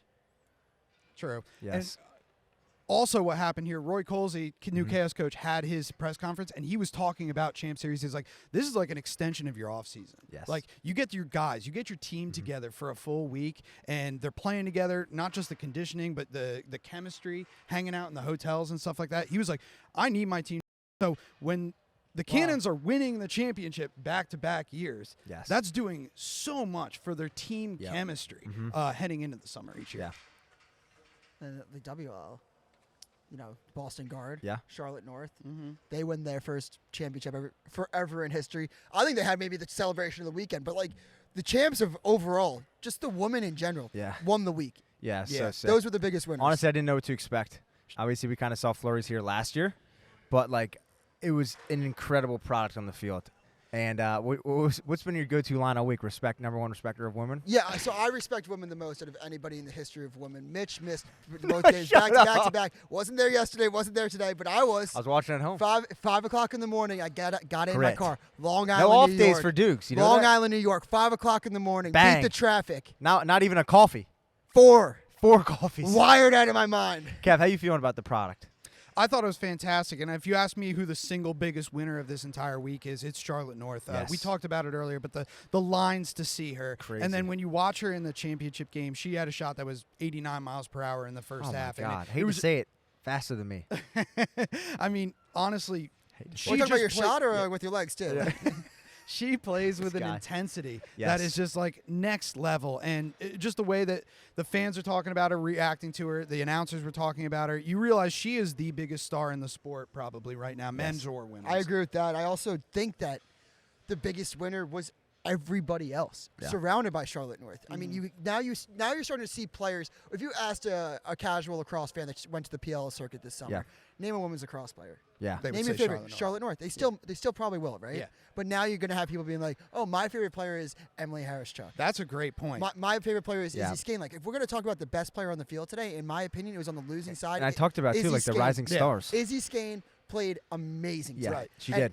And I thought overall the best player on the field. So I think she might have had like 4 calls turnovers. She might have had 7 points. Just absolutely lit up the field. And just the media presence around the trophy presentation was awesome. 100%. Beginning of a rivalry. But Boston's the city of champions. For Yeah, now. Well, they we are. will see. We will We see. will Here see. they come. Here they We come. will. Clap it up. Host championship. I mean, you guys had press conferences. How many beers down are we? Oh man, a couple. Just a couple. Just a couple. Honestly, it's just helping the pain a little bit. Right Yes, now. yes, 100%. How beat up are you right now? Like, Mitch, said this in our press conference to the media. Like, our training room this morning looked like a refugee camp. Like, dudes like laying on the floor, like bandages everywhere, like dudes have blisters, Crazy. like, Oh my God. cuts, like blood. Yes. It was crazy. Our training staff really did an awesome job this week. So 100%. Asher after grateful for them. Asher after the trophy presentation. Yeah, was he looked limping around. He didn't look 1% healthy. No. Asher looks like that all the time. Yeah. Well, we'll dive into the championship game here in a sec.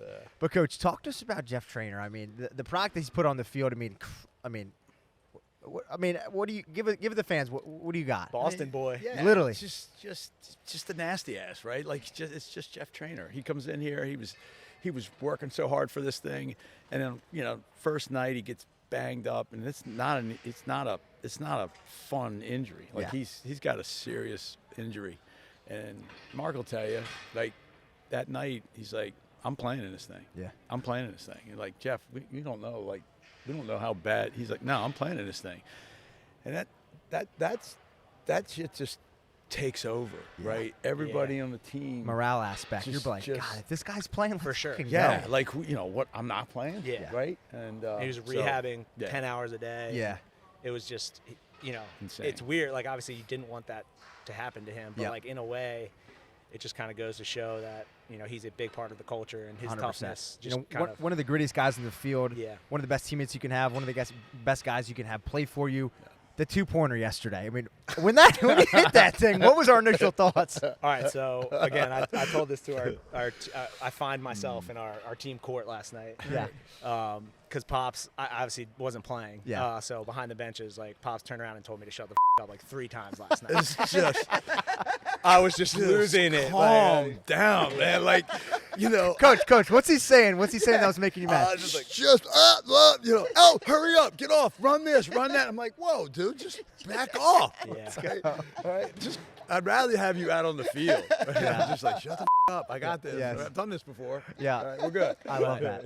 He was a little ramped up. He's not used to standing over. No, I know. It's the first game he's ever missed Yeah. as a pro. Crazy. Wow, really? That was first game ever? Yeah.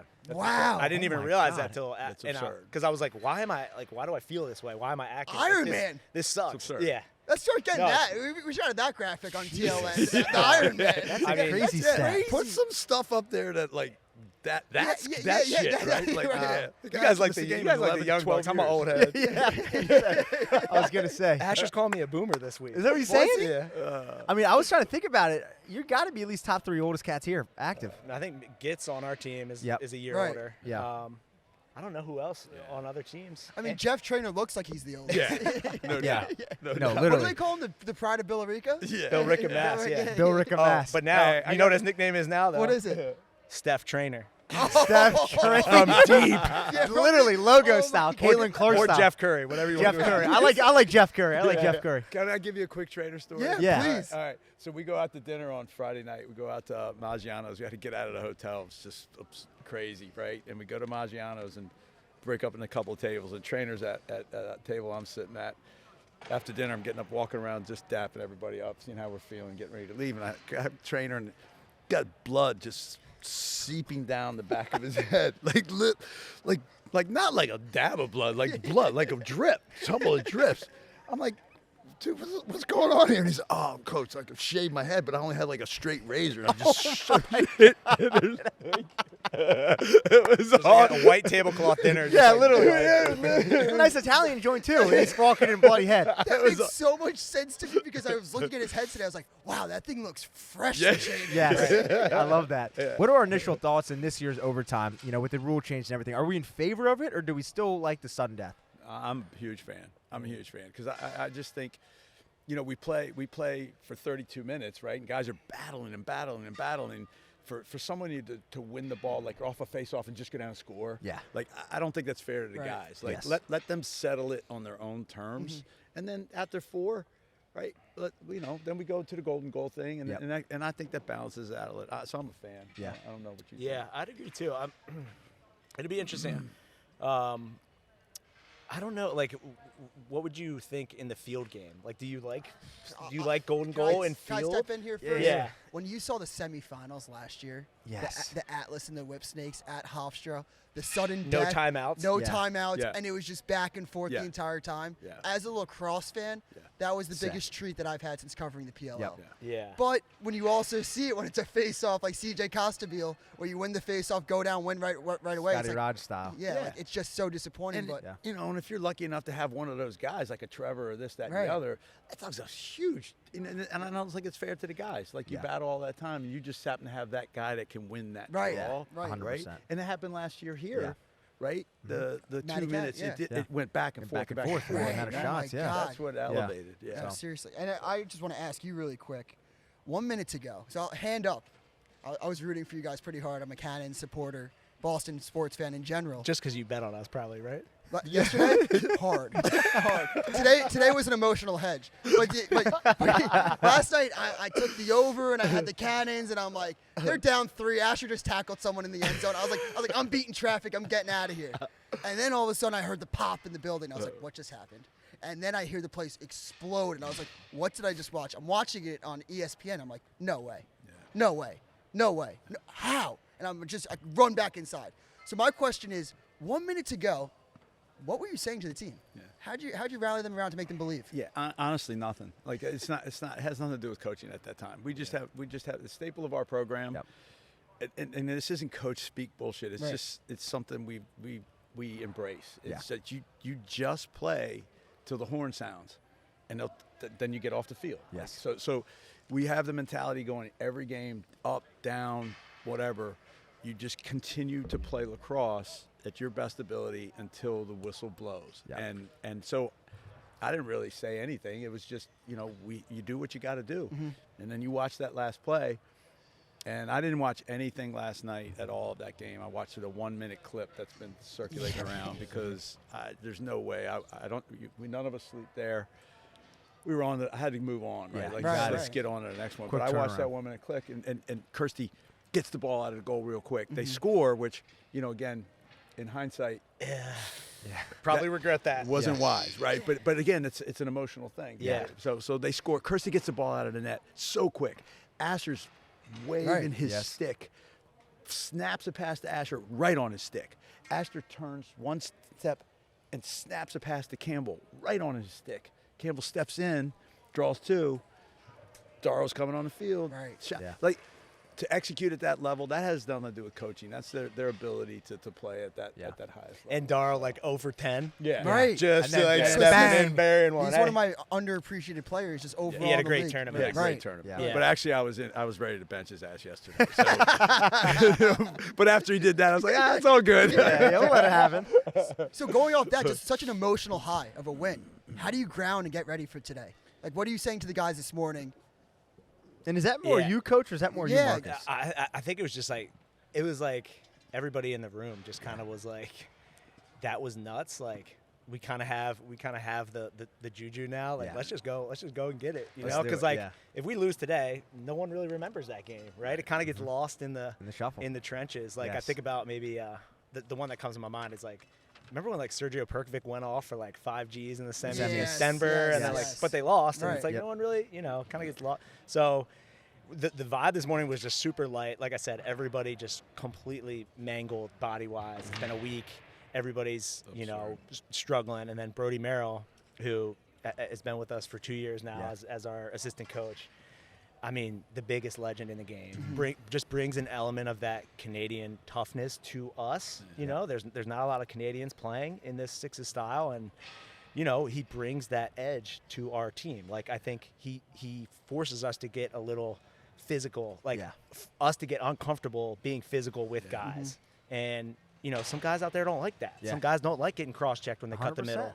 Yeah. And he goes around the room and he highlights every single player's skills, what they need to do for us today, and That's what makes awesome. them great. That gets me fired up. Oh man, it was like, Mitch, if you were sitting in the room, you would have been like, let's go. This guy's one of the best content creators in the game right now. Mitch would have put up a golden goal. Golden stick. He would have Yeah, I a know. golden stick. Golden stick. But then Duncan golden to close it out, the last thing he said though was just like, I always loved playing banged up, is what he said, because it was he was like, it just forces you to focus and lock in, right? Because if you're hurt and injured and you're not focused, like, you're going to be terrible. Yeah. It forces you to kind of flip that flip mental the switch. And going off that, I mean, you saw it clear as day. You guys had a great game plan. You guys lost to them 29-21 the first time around. Yeah. You see the Archers, when you look at the stats, Mac O'Keefe, grew up playing with him, absolute beast, one of the best shooters in the world. I know you and him are always in that conversation. Yep. How did you guys neutralize them just overall? I mean, it really was only their short stick D-middies that really got it going for them.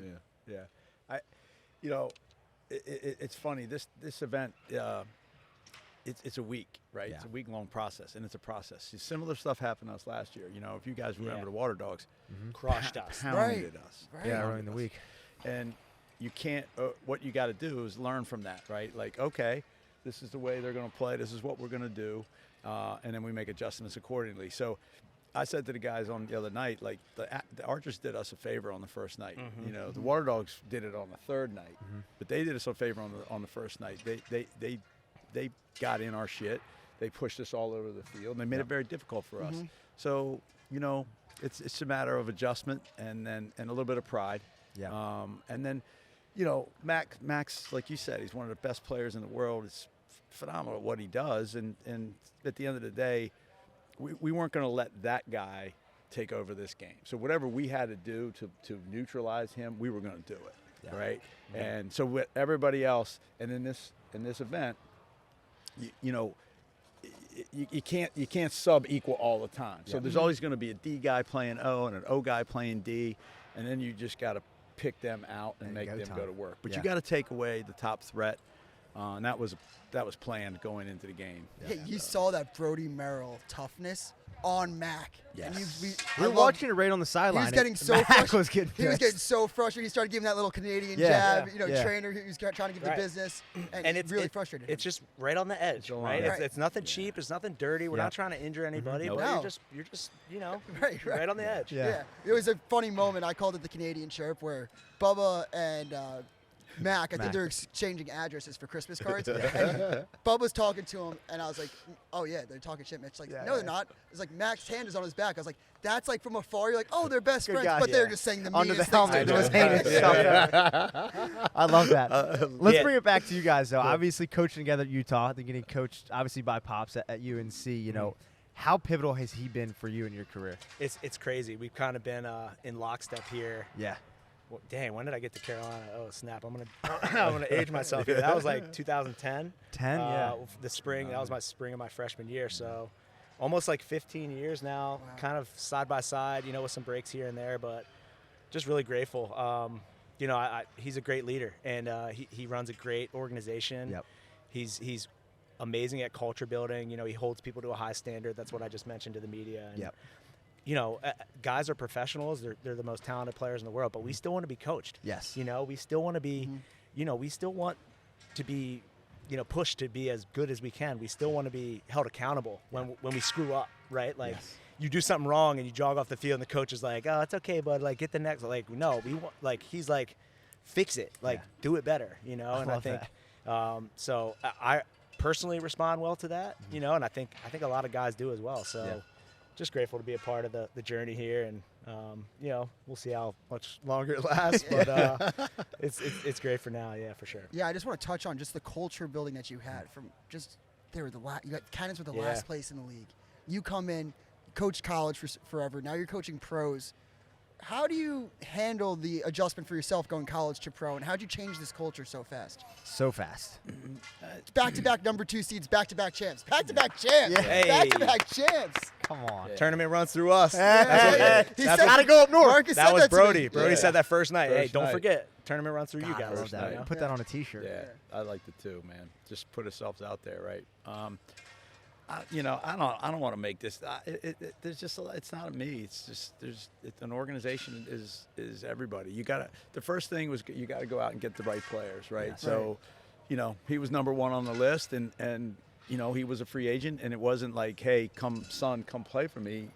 It's Marcus Holman, and I pay him his respect, and look. I need you to, and here's the vision that I have, and here's the role that I need you to play, and get him. And I got Adam Gittleman, got Kyle Hartzell, Campbell, and lucky enough to pick, And the other thing I'll say is too, we've kind of, we've had a little bit of a road to hoe here.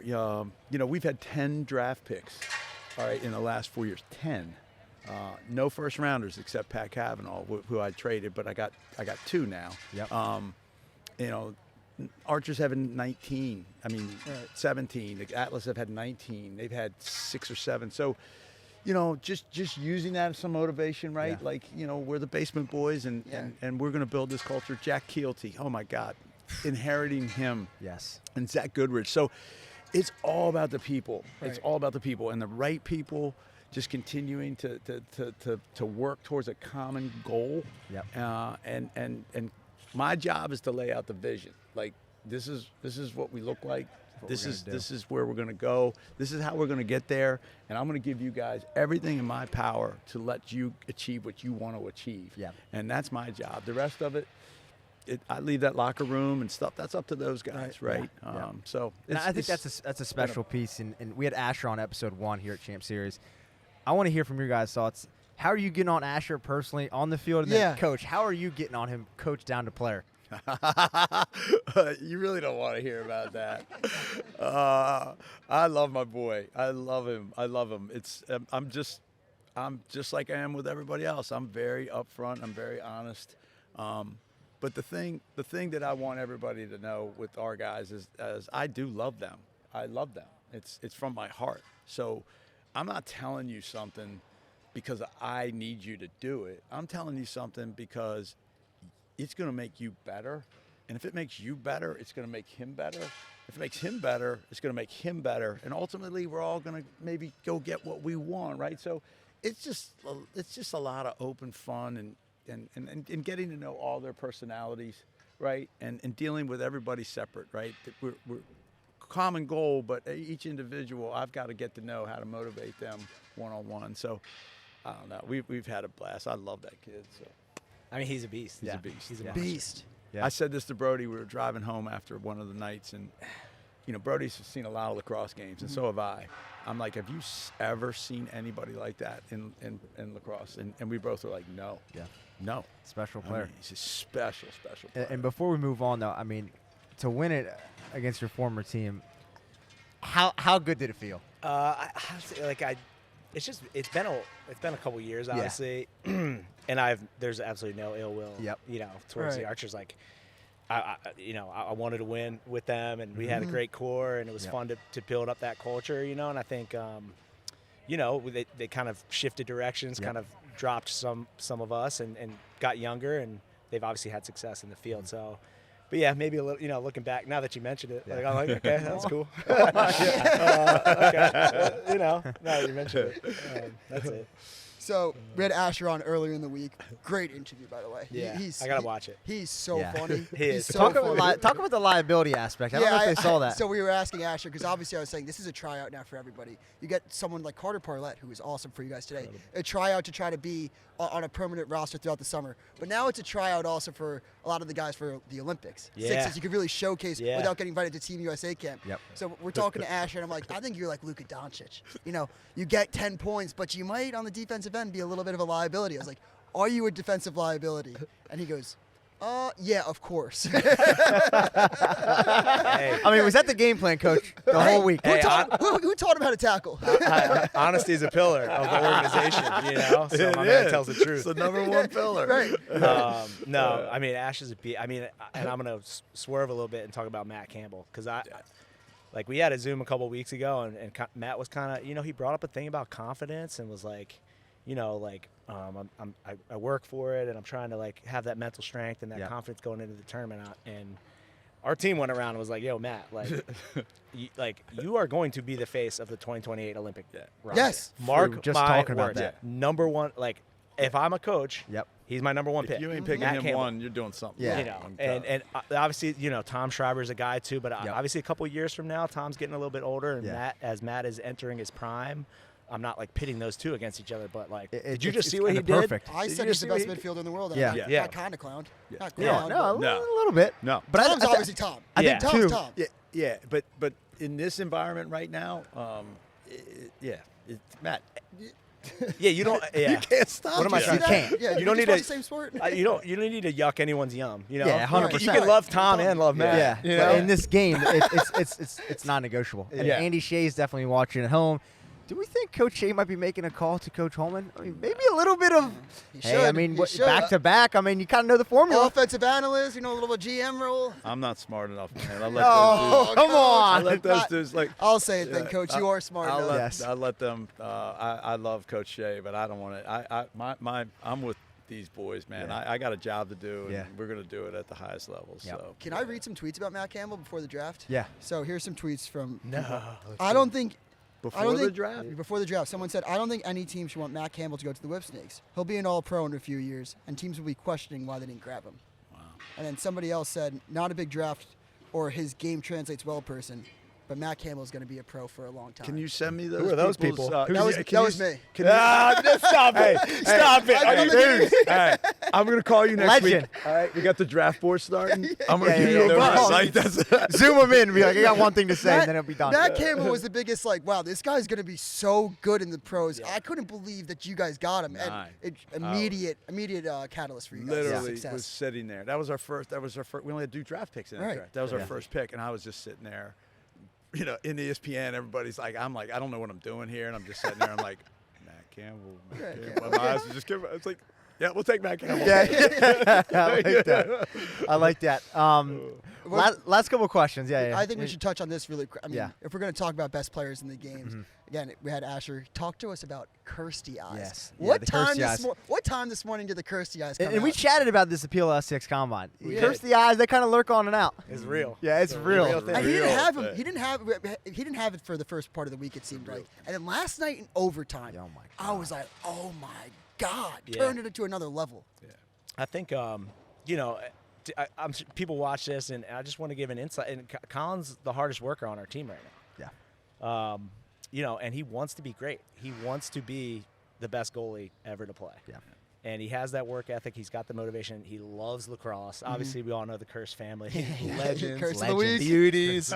Like, how lucky are we that, like, they are in the lacrosse world? 100%. You know? I mean, Like, what a gift. Yeah. But, yeah, obviously, like, didn't have the start to the tournament that he wanted. But Right. the sign of a great player and someone you know that is, like, so dialed in is that you just you trust your process. Yep. Colin's in the training room, one of the first guys in there, Right. stretching every morning. He's got the timer on his phone, doing his stretches, 30 seconds a minute. The timer rings, switches, drinking water, like Right. going through his process. pro. And the playoffs come, all that work you put in, like, it always pays off. Yeah. That's the thing. Like, you don't know necessarily when it will. You hope that it's going to be in those moments. He was lights out last night. Yeah. Lights out. And he's playing against Liam Entenmann. Like, you don't think He's there's a pretty little. good, too. He's pretty good, but, like, Yeah, I tell me don't there's know. something there. Those goalies are a little crazy. He was Crazy. one back in the day. Like, Oh, that's why I like you're a goalie too. I'm a goalie. I knew something was wrong with you. There is a competition there, though. That is a Yeah. true thing. That's Yeah. a true thing. Like, there's ultimate respect, but you don't want to be outdone by that boy. Like, Yeah. Right. you know, and there was a lot of chatter. I said this in the press conference. Like, we in this lacrosse world have a tendency to anoint people like really quick. Like, there was chatter early in the week. Is he the best player in the tournament? It was after one game, right? And this is a long-term thing. Yeah. But I knew we were good today when Kirsty had his peanut butter and jelly and Dave's bread for breakfast. Staple, That's probably. when he locks in. yeah. Colin Curse, fun fact: he eats 4 bananas a day. What? Really? My man is getting his potassium in. That is a potassium overload. That's right. I like that. That was a shit in a week. Well, I would say last question. I heard from a little birdie that each player and coach gets $10,000 when they win this whole thing. So obviously we're done. Money's getting probably HCH right to your account. That's right, direct deposit. And well, how are we spending that bad boy? I want individual answers, no coach speak here. You want to go first? Nah. Pops, you go first, You Pops. go What do you first. got? Is it 10 grand? I think so. Total? They take taxes out. I though. thought it was more. Honestly, I thought it was more. I thought it was more than 10 grand. 15 maybe? They take taxes More out. than 15 10 grand. maybe? 50. I think it's close to 15? 15. Yeah. Okay, we'll say it's 15. like I mean, everyone likes a 15 bigger grand. number. I don't honestly. I usually have my wife on here because she's the one that's going to be spending Swiping the the money. card, yeah. Honestly, I mean, to go to that point, are we thinking about Alex? I would think maybe a little bit of a gift for course. Alex. Yes. She was Yeah, here she's during the supporting, week. yeah. The Charm obviously didn't make the playoffs, which is a bummer. Yep. But yeah, maybe a little gift for her. Maybe I was driving the fellas over. I was the driver this week. My car was Asher, Campbell, and 𝐓𝐇𝐄. Beauties. So we had a nice car this week. beauties. But that thing's got 140,000 miles What are on we it. rocking? 2011 GMC 𝐓𝐇𝐄. Oh, that's perfect. The wide body. That's perfect. So Yeah, ask him where he got. Hey. Ask him where he got it from. yeah, I was like, This is my that was a car. hand me down for Wait, Pop. wasn't Hand me that down. a UNC? Yeah, it was. Hand me down. It was, That thing was at exactly. Chapel Hill. We put a down payment. We got to do a little down payment. on 2025 Lexus Champ Series. The sponsor, come on, hook us up. Let's go. Come on, hook the fellas up. I like that. Well, congrats Wait, again. wait, Clap wait. it up. Yeah. We do have to ask Marcus, though. Your wife did play in the WLL. Yep. She supports you so much. I see her at almost every single weekend. Yeah. What's it like cheering her on this week? And what did you think about the WLL as a whole? Yeah, no, it was awesome. And we just answered too. Boston, men's and women's. I Yeah. know, Let's sweet. go. So Double sick. shot. City Title champs. town. Sweet. It runs through the city. It Runs through really the city. does. Runs through the city. I got to get Pops and Joe Mazzulla on the line together. I think that would be what a yes. conversation Yes. that would be. Yes. That Yes. guy's Fans awesome. need it. I would love to see him at the Boston weekend. Just him. He legitimately want to pick your brain. Yeah. About Yeah. the culture that you built. If I gave him a little let's background too. Go back and forth, man. Right. He's a superstar right now. Yeah. We have similar vibes, I think, with how we go about our business. I've read. He sends me stuff that I started following. I don't do the Twitter thing, social media, and any of that stuff, but I just respect the heck out of him, and that would be cool. So, Yeah. But back to the women's, it was awesome. Like watching the speed of Oh my sixes, gosh. like again, and I said this on the broadcast, like nothing against the traditional women's game, but like the field is so big. Yes. Right. There's like we're on the same page. there's like 20 seconds where nothing happens. Yeah. Exactly. Like it's just a girl running. Endurance. Yeah, running from one end of the field to the other. Then I'll they watch sub track off. if I want then to. they. Yeah, I know. yeah. It's Yeah. like this is like let's get into it. sick. Right. 5 on It's sick. 5. We're running actions that are similar to the men's. Like Yeah. it was just really cool. And these girls are so skilled and talented. So skilled. Yeah. Izzy Skane, 𝐓𝐿𝐿 was sick the other Had night. her Had it on. on the show. The Charm girls on defense, Lizzie Colson, Grace Right. Griffin was awesome. Sydney Black was awesome. Sydney Black was Black. sick. So electrifying. I got chirped for that comment. yeah. Hey, I don't know what I was thinking. I believe you. I believe you. Yeah, 100%. I just have to ask this now. You Yeah. guys are back to back. We're gonna hope you guys are here next year. I mean, if history You'll be follows, back on. You'll be Yeah. back number on this two- couch. Yeah. Yeah, that'd be nice. Three-peat? Three-peat. 3P? Well, we're focused on the summer too. Yeah. We gotta Right. go get a big boy. We gotta get the D guys that are home some love. yeah, Garrett yeah. Apple, Yeah. Guilty. I saw him on the sideline. Ep was That here. was a big sign of That was culture cool. as well, seeing him Yeah. there. And I just want you guys to know, September, when the championship rolls around, we hope you guys are on this couch. Yes, Let's sir. go. Yes, sir.